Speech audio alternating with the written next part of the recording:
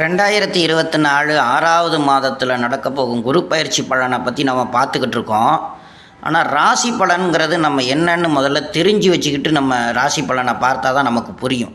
சில நேரத்தில் லக்ன அடிப்படையிலையும் சில விஷயங்களை சொல்லிக்கிட்டு இருக்கிறோம். லக்னம்னு ஒன்று விழுந்துருச்சுன்னா அது தனிநபர் ஜாதகமாகவே போயிடும்.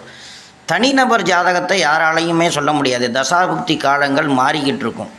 ஆனால் ராசிக்கு எந்த இடத்துல குரு இருக்கிறாரு அப்படிங்கிறத பார்க்கும் பொழுது அது அவங்களுக்கு லக்னம் எங்கே இருக்குது. ஆனால் சில விஷயங்களை 100% சொல்ல முடியாது. ஒரு 5% தான் லக்ன அடிப்படையில் நம்ம தெரிஞ்சுக்கலாம்.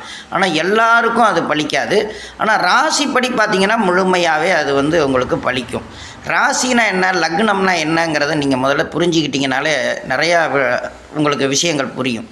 அதாவது ஓடிக்கொண்டிருக்கும் தேர் இருக்குது பார்த்தீங்களா, அந்த தேர் உங்களுக்கு ஒரு லக்னமாக இருக்கும். அதில் பூட்டி இருக்கிற குதிரைகள்